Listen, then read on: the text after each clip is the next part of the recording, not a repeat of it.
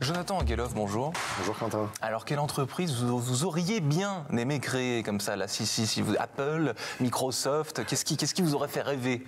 Je pense comme ça, en y réfléchissant en une seconde, Airbnb, parce que c'est vrai que je suis passionné d'immobilier et la location saisonnière, ça a toujours été quelque chose qui m'a intéressé. Et puis très jeune, je m'y suis mis, donc ça aurait été une entreprise que j'aurais bien voulu faire. Malheureusement, il m'a piqué l'idée.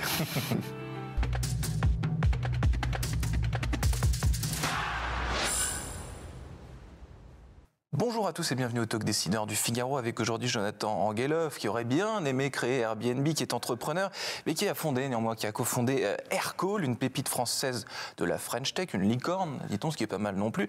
Première question, est-ce que c'est un animal qui vous est sympathique, la licorne? Est-ce que ça vous inspire quelque chose ou alors pas du tout? Vous n'êtes peut-être même pas posé la question. Peut-être au début d'Aircall, c'était quelque chose d'inspirant.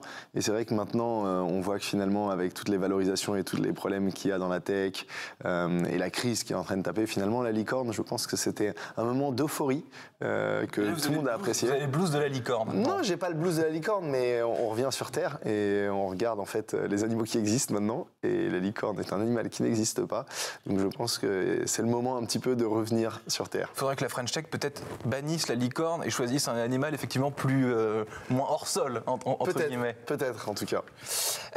Vous faites partie des dirigeants néanmoins dont l'activité a été un peu boostée par la crise sanitaire, le travail à distance. Qu'est-ce qu'il en reste aujourd'hui? Quelles conclusions vous avez tirées, vous, à titre personnel, de cette période un peu étonnante, très étonnante même, et votre société, quoi? Qu'est-ce qui a changé fondamentalement, à la fois en interne et dans votre business model?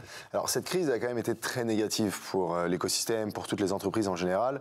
Même si Aircall, on a l'impression qu'on était un outil qui peut-être était résistant à la crise, en effet, c'était le cas, mais ça nous a néanmoins quand même fait perdre un petit peu de temps, un trimestre environ sur le chiffre d'affaires qu'on aurait voulu faire en 2020, mais on a rattrapé sur la fin d'année 2021 ce temps qui a été un petit peu perdu. Maintenant, ce que ça a fait pour nous, vraiment la crise, c'est que les gens ont pris conscience qu'on était capable de travailler de chez soi, qu'on était aussi capable d'utiliser des outils pour le télétravail ou même des outils finalement qui ne nécessitent pas de présentiel et donc des outils qui sont installés sur les ordinateurs à la manière d'Aircall.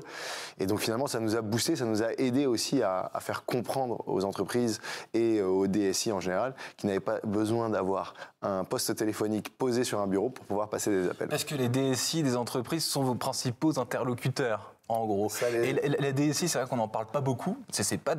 On parle davantage des commerciaux, des marketeurs, etc. Mais la DSI, c'est absolument essentiel dans une entreprise. C'était les héros du quotidien, si vous reprenez une expression qu'on connaît un peu, surtout dans des moments difficiles. Ça redevient les héros du quotidien. Et en effet, vous avez tout à fait raison. Historiquement, Aircall, on vendait essentiellement donc au service client, donc au directeur du service client, ou au service commercial, donc au directeur du service commercial, ou que ce soit l'entreprise dans le monde, c'était un petit peu la même chose. Et c'est vrai que depuis la crise sanitaire, le DSI revient au centre du débat et devient même le décideur souvent de la solution, tout en étant finalement, en utilisant les autres acteurs autour d'eux qu'on a cités précédemment, le directeur commercial, le directeur service client, pour comprendre la solution dont l'entreprise a besoin, mais lui se poste en décideur et c'est très bien parce que les entreprises ont besoin maintenant d'avoir une DSI solide, notamment avec le télétravail, on en reparle, où tout le monde a son petit logiciel chez soi et son ordinateur et peut faire son travail. Donc il y a des vrais aspects de sécurité qui sont très importants. C'est ce que j'allais vous dire. J'ai lu une étude il y a quelques jours qui décrit en gros que dans certaines boîtes, les salariés soit sont pas au courant des normes de sécurité, soit s'en fichent totalement. Comment est-ce qu'on fait aujourd'hui quand on est une DSI d'un grand groupe ou d'une PME ou d'une entreprise plus moyenne pour faire prendre conscience en vérité? Parce qu'aujourd'hui, toutes les datas avec le télétravail, elles sont volatiles. Elles vont dans l'avion, elles vont dans le bus, elles vont dans des bistrots, elles vont dans tous les tiers-lieux de travail. Comment est-ce qu'on parvient? On se tire les cheveux, j'imagine, quand on est à la DSI. C'est extrêmement compliqué. Et puis, le fait que les salariés sont souvent réticents à la sécurité parce que ça les ennuie. Ils disent le VPN, c'est bon. Mais c'est ça. Ouais. Le salarié, lui, il a un travail à accomplir et il veut que le travail qu'il accomplit soit le plus facile possible, ce qui est humain. Sauf que la DSI est là pour protéger les données, pour protéger la société et même protéger les salariés. Et souvent, on l'oublie. Et donc, finalement, la DSI, son devoir, c'est de s'assurer que les gens acceptent le changement, parce que souvent, c'est une évolution, acceptent le changement et le comprennent. Je pense que le plus important, c'est de bien comprendre, de former les équipes, d'expliquer ce qui peut arriver et pourquoi on le fait. Ce qui est sûr, c'est que la sécurité, c'est souvent des contraintes. C'est rarement des avantages. En tout cas, dans le travail de tous les jours, et l'imposer méchamment et bêtement, c'est pas la solution, c'est plutôt de former les équipes et de comprendre pourquoi on le fait et que ça peut sauver la société, et on le voit, beaucoup de sociétés ont tout perdu à cause de ça. Jonathan Guelov, je vous sens un peu sociologue dans l'âme. Est-ce que, si on parle génération, vous diriez que cette sensibilité à la cybersécurité, à ce qu'on vient de décrire, c'est quelque chose qui concerne davantage les profils plus seniors, ou alors les jeunes? Est-ce qu'il y a certains jeunes qui s'en fichent totalement? Est-ce que des plus seniors s'en fichent totalement? Comment est-ce que vous n'êtes pas sociologue, je sais, mais peut-être, j'imagine, avec votre retour d'expérience, vous savez un peu ce qui se passe. Bien sûr. Non, mais en fait, je pense que dès lors qu'on ne connaît pas, on refuse, ou en tout cas on est contre. Et ça, c'est pas question de génération. Ouais, je pense pas que ce soit une question de génération, et je vais même prendre, puisqu'on parle d'Aircall, ou même je vais me prendre mon exemple personnel. Il y a 5 ans, vous me parliez de sécurité, de devoir installer des outils de sécurité, etc. Il y a 5-7 ans, au début d'Aircall, je vous aurais dit non mais ça me saoule, ça va pas nous aider, ça va nous ralentir, ça va pas être bon pour la société. Et en fait, il y a une prise de conscience au fur et à mesure du temps, mais parce que je vois l'extérieur, moi je m'informe en tant qu'entrepreneur, mais je vois aussi également ce qui se passe à l'extérieur et les risques que les entreprises encourent, que ce soit des petites entreprises ou des très grosses entreprises. Hein. Pour se faire hacker, il n'y a pas de taille. Facebook s'est fait hacker de multiples fois. Donc si Facebook se fait hacker, c'est que n'importe quelle société peut se faire hacker en fait. Et donc prendre des mesures de sécurité, c'est très important pour protéger la société, donc l'asset de la société, c'est très important, mais également protéger ses individus, ses clients et l'intégralité de chaînes de valeur qui travaillent avec l'entreprise. Donc aujourd'hui, je ne pense pas que ce soit une histoire de génération, je pense que c'est plutôt une histoire de formation ou en tout cas de connaissance de ce qui se passe. Et de pédagogie, Exactement. Évidemment. Jonathan Guelov, à titre personnel, parce qu'on est là pour parler de vous, avant tout, vous êtes très télétravail, plutôt présentiel. Comment est-ce que vous, intimement, personnellement, c'est quelque chose que vous faites, le télétravail, ou alors vous êtes au bureau tous les jours? Alors moi, personnellement, je suis quelqu'un de bureau. J'aime être au bureau. J'y suis tous les jours. Parfois, le vendredi, je m'autorise à pas venir au bureau. Mais sinon, moi, personnellement, très bureau. Maintenant, ce qui est au sein de la société est très différent. La société, on est très ouvert au télétravail. On a des règles très ouvertes. On fait énormément confiance aux gens. On a aussi beaucoup de personnes qui sont en 100% en télétravail, qui ne mettent jamais les pieds au bureau. Et on est très à l'aise avec ça. Parce qu'en fait, on a créé toute une DSI, justement, tout un système d'outils connectés entre eux qui permettent aux personnes de pouvoir travailler très facilement de chez eux, de permettre également aux managers de pouvoir suivre l'évolution et les performances de chacun de leurs managers.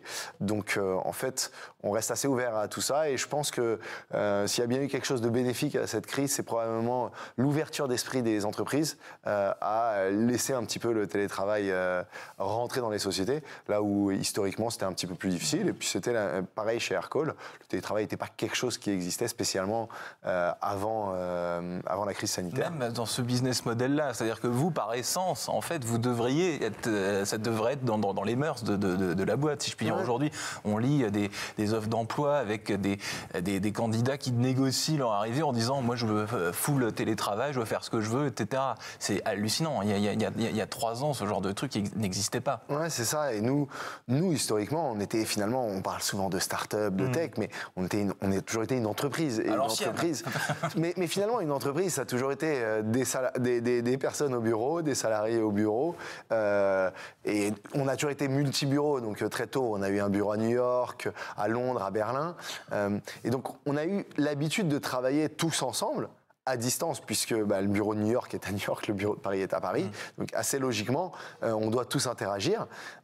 Et donc finalement, l'arrivée du télétravail, l'arrivée de la crise sanitaire n'a pour nous pas changé grand-chose, parce qu'on avait l'habitude de travailler tous ensemble sans se voir. Donc c'est juste que les gens du bureau de Paris se voyaient moins du coup. C'est-à-dire que c'était un petit peu comme si le bureau de Paris devenait multisatellite, ou le bureau de New York, pareil. Donc finalement, ça n'a pas été un gros changement en interne, ça a été surtout de l'orga RH pour gérer les onboarding des salariés, pour gérer un petit peu comment s'organise la société.